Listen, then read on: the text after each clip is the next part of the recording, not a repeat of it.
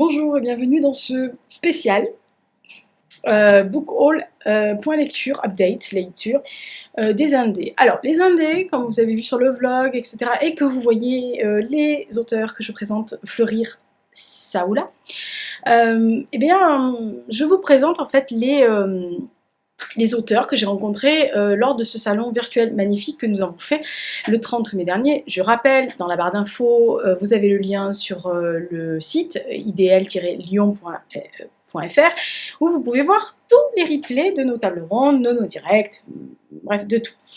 Et en l'occurrence, des auteurs que je vais présenter aujourd'hui. Alors, je vais faire ça assez sommairement, sachant que vous allez les revoir pratiquement tous sur ma chaîne.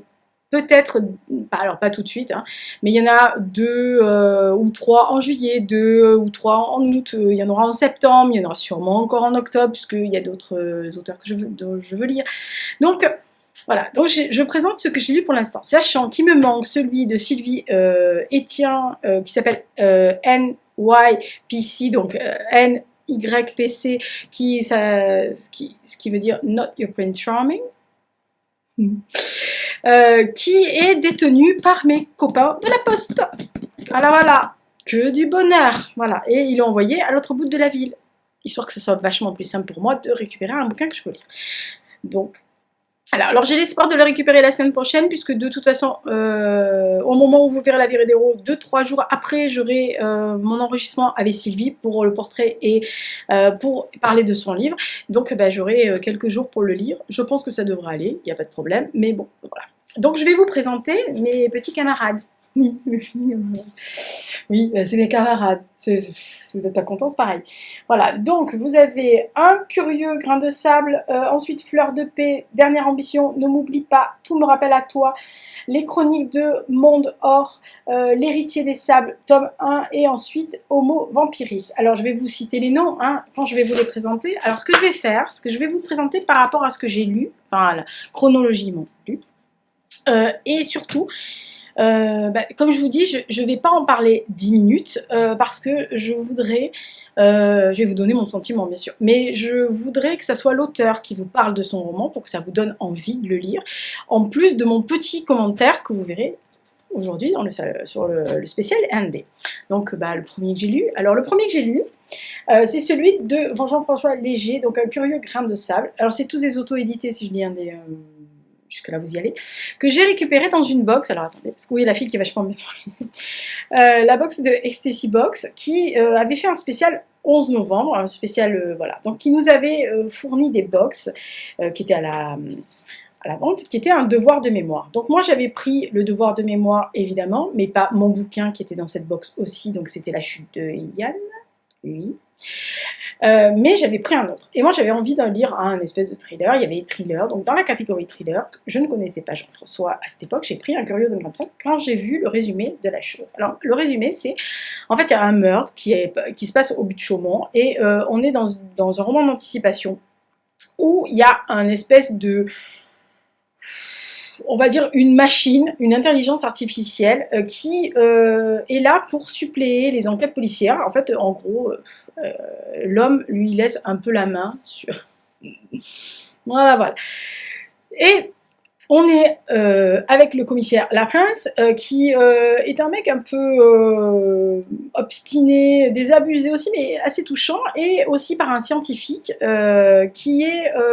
Jeffrey, qui est un bourlingueur qui a traversé, enfin bon bref. Et donc on va suivre cette enquête, sachant que le commissaire en question, lui, l'intelligence artificielle, c'est pas trop son truc des masses, je vais faire tomber le livre.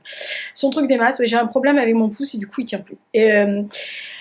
Et on suit cette anticipation, donc cette enquête qui est menée entre guillemets de 2 entités, entre l'homme et la machine. Sachant aussi que c'est une très bonne réflexion sur la technologie actuelle qui, Jean-François Léger nous fait comprendre un peu aussi et nous fait réfléchir à travers le fait que nous avons désormais tellement d'objets, de nouvelles technologies qui nous facilitent la vie, hein, à commencer par les smartphones, etc. Mais qui savent tout de nous et qui peuvent tout dire de nous. Voilà, donc il y a une très très belle réflexion, en plus de l'enquête et du fait qu'il nous fait voyager un peu de partout, etc. On en parlera mieux avec Jean-François, mais franchement, Un curieux de grain de sable, si vous voulez un peu réfléchir, etc., c'est vraiment un très bon roman thriller. N'hésitez pas. Quand son interview et sa façon de voir ce livre-là, quand on en parlera, allez voir. En plus, c'est un mec polyvalent qui va vous passionner, personnellement. Voilà, donc, premier. Deuxième, ça s'appelle Fleur de paix de Michel Juste. Et attention, le co-auteur est Pierre Juste, qui est son grand-oncle. Alors, il y a deux, c'est pour ça qu'il y a deux personnes sur il y a deux histoires dans le roman, sachant que 3/4 du roman est quand même monté sur les correspondances que Pierre donc a écrit pendant la Première Guerre mondiale, en tous les cas entre 14 et 15, puisqu'il est mort en mai 15 à Notre-Dame-de-Lorette, avec ses frères et sœurs, des amis, etc. Et les amis entre eux, et les frères et sœurs entre eux, etc. Et c'est vraiment une très belle correspondance de poilu. C'est un très bel hommage et un témoignage et de devoir de mémoire qu'a fait Michel. Alors, il a mis son co-auteur, parce que c'est Pierre qui écrivait en majorité les lettres. Alors, le garçon est fort brillant. Il m'a fait beaucoup penser à Louis Gendreau, avec ce côté panache, et notamment dans sa mort. Donc, à croire que voilà, tous les sous-offres ou les officiers étaient de la trempe de ces garçons-là. Et si ces garçons-là étaient de cette trempe-là, franchement, j'aurais dû vivre à cette époque-là. Bref. Deuxième histoire, c'est l'histoire de Lynn, qui est une Viet Minh. Il y a un trait d'union. Quand vous lirez, vous comprendrez. Il y a un trait d'union. Alors attention, comme je vous disais, les 3/4 du roman, c'est véritablement la correspondance du poilu avec tout. Ça explique aussi beaucoup, et ce que j'aime dans les correspondances, c'est que déjà, premièrement, ils ont un niveau de culture qui est largement au-dessus de celui actuel, et d'écriture aussi, et qui fait comprendre les tenants et les aboutissants, ce qu'ils voyaient, le fait qu'ils sont partis la fleur au fusil un peu des masses, etc. Voilà. Franchement, c'est un très beau livre sur le devoir de mémoire. Donc, Fleur de paix de Michel et donc Pierre, juste son grand-oncle.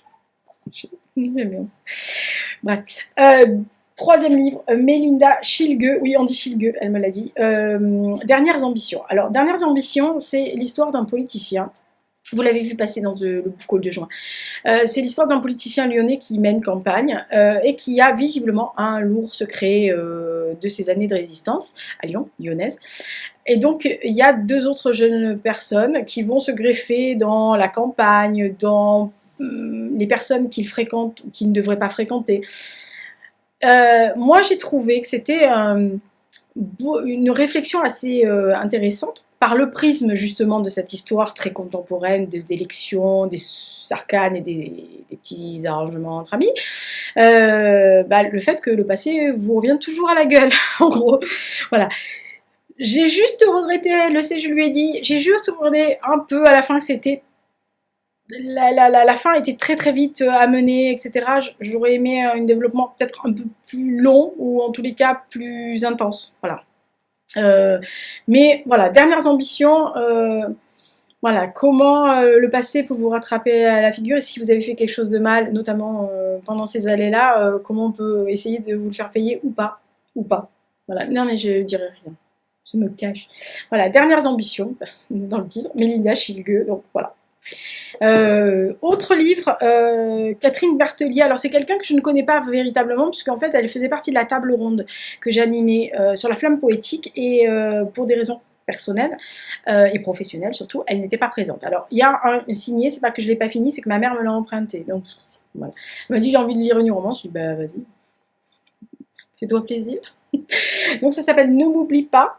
Voilà, donc c'est l'histoire en fait de deux personnes, de deux jeunes gens qui... Alors lui, il est pilote de Formule 1, il est tout jeune pilote de Formule 1, oui, j'ai regardé s'il était... Non, il n'est pas aspirant. Il est tout jeune. En fait, il est un rookie, ce qu'on appelle. C'est-à-dire la première année de sa truc de Formule 1. Sa vie a toujours été faite que pour ça. Nathan ne vit que pour ça. Il a été poussé en cela par son grand-père. Il est doué, visiblement, le gars. Donc... mais bon, un jour, il négocie mal un virage et il se retrouve dans le coma. Et de l'autre côté, Isabelle était dans le coma depuis 2-3 mois avant lui. Ils sont dans le même hôpital et le fait est que ils se rencontrent, c'est-à-dire ils se désolidarisent de leur corps, on va dire biologique, et ils vont se rencontrer, donc ils vont commencer à papoter, se demander pourquoi on est là, qu'est-ce qui se passe, etc. Et au fil des pages, ils vont se lier, un, d'amitié, puis deux, on comprend vite hein, qu'ils vont tomber amoureux, etc. Enfin, le truc, vous voyez dérouler le truc, hein, arrêtez de me dire que ça. Vous allez me dire, ouais, mais elle aime pas la romance. Si, enfin, non, j'aime bien la romance, mais j'anticipe vite, voilà, donc j'ai très vite anticipé. Si vous aimez la romance, si vous avez aimé le film Pile ou Face avec Gwyneth Paltrow où à un moment donné elle a un accident et on suit son personnage soit si elle a survécu à l'accident, soit si elle est dans le coma, c'est à peu près ce genre-là. C'est-à-dire que Catherine nous déroule l'histoire par rapport à ces deux personnages qui en fait se connaissent virtuellement, enfin mentalement, avant de se voir en chair et en os.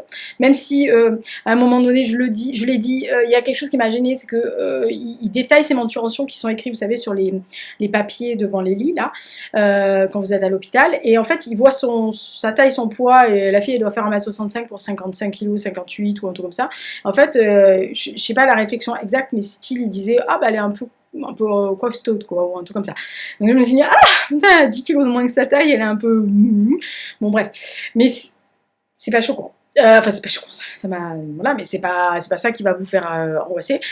On se doute hein, qu'ils vont... Enfin, je dévoile pas la fin, mais on se doute bien que ça va passer. Après, effectivement, la fin est hyper rapide, un peu comme dans Dernières Ambitions, mais en plus rapide là. Il y a 2 ou 3, pour moi, invraisemblances qui m'ont pas fait du tout croire à cette histoire d'amour, mais c'est une romance. Donc, dans ce genre de roman, forcément, c'est ce qu'on m'a expliqué en intraveineuse 10 fois, bah, il y a des choses qui sont forcément un peu, dans l'absolu, un peu inimaginables ou, ou pas forcément réel, puisque bah, c'est une romance. Donc il faut quand même que ça emporte le lecteur ailleurs et que ça le fasse rêver. Voilà. Donc, ma maman, quand elle aura fini, je vous dirai ce qu'elle en pense, parce qu'elle elle le lit. Et jusqu'à présent, elle n'a pas assez... Hein, voilà. Si elle n'a pas fait c'est que c'est bien, c'est que ça lui plaît. Voilà. Nouvelle romance, ils vont croire que je lise que la romance. C'est horrible. C'est pas vrai, c'est ça. Alors, celui-là, je vous le dis tout de suite, par rapport à l'autre, j'ai beaucoup plus aimé celui-là que l'autre. Alors, ça s'appelle Tout me ramène à toi de Ninon Hamé, que vous verrez aussi sur la chaîne. Alors, Ninon développe l'histoire entre Lucas et Elsa, qui sont des amis d'enfance. À la base, Elsa était l'amie de la sœur de Lucas qui est morte, donc c'est leur trait d'union entre les deux. Mais quand ils arrivent à l'adolescence, les deux là, bah, ils se rapprochent, ils se trouvent assez sympas. Visiblement, ils se sont titillés toute leur adolescence. Hein. Visiblement, Elsa lui plaisait un peu, lui aussi, même plus que un peu. Mais bon, voilà, ils étaient pas sûrs, machin. Bon, bref, ils développent une histoire d'amour à l'adolescence, ils sont fous amoureux, ils sont sûrs l'un de l'autre que c'est l'homme et la femme de leur vie. Donc voilà, bon, bref, il arrive un drame, puisque Ludivine, on le sait assez rapidement, meurt. Et Lucas se part, et donc laisse Elsa un peu comme une vieille chaussette, donc elle ne comprend pas au début, enfin bref. Et on va comprendre leur histoire, parce que c'est déroulé par rapport au fait que Elsa et Lucas se retrouvent 15 ans plus tard, et tous les deux dans une circonstance différente, dans un lieu différent, racontent leur histoire, racontent le fait que bah, ils se sont revus 5 ans après, dans d'autres circonstances, enfin 5 ans plus tôt, dans d'autres circonstances, Elsa était encore mariée avec son ex-mari, donc avec, elle est maman de 2 petites filles, Lucas papillonnait à droite à gauche, etc. Il se fixait pas, il venait voir sa grand-mère, bon bref.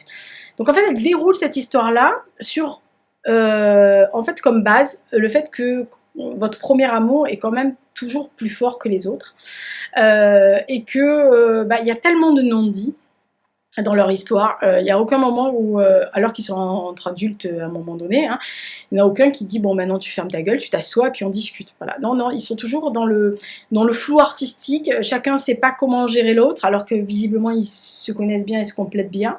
Voilà. Mais c'est la trame de Ninon, il y a beaucoup de rebondissements, etc. Il y a des... Alors, elle le sait, je lui ai dit... il y a des petites invraisemblances pour moi, mais c'est de la romance, je répète, c'est de la romance, donc c'est évident que c'est normal dans ce genre d'histoire. Oui, Lisa, tu devrais regarder des trucs beaucoup plus... Tu devrais en lire plus, ou tu devrais me remettre des trucs très romantiques, très fleurs bleues en intraveineuse. Je sais pas, j'hésite. Mais Tout me ramène à toi m'a touchée, elle le sait. Elle sait pourquoi et je ne vous dirai pas pourquoi. Moi, je me suis attachée à Lucas. J'ai trouvé Elsa particulièrement très énervante, notamment parce qu'elle est censée être la mère, la femme. Lui, il est beaucoup plus gamin. Elle est beaucoup plus adulte et c'est, je pense, à elle de... Enfin, ça aurait été à elle d'être un peu plus adulte, quoi, d'aller en disant, bon, maintenant, tu t'assois, chaton, on va discuter. Voilà, mais on fait pas toujours ce qu'on veut dans la vie, et notamment avec son premier amour, c'est toujours un peu compliqué. Voilà, donc tout me ramène à toi de Ninon Amé. Franchement, si vous aimez la romance bien, alors bien écrite, où tout est fluide, etc., vas-y, allez-y. Ah ouais, bah pour une fois que je râle pas, c'est bon quoi, arrêtez.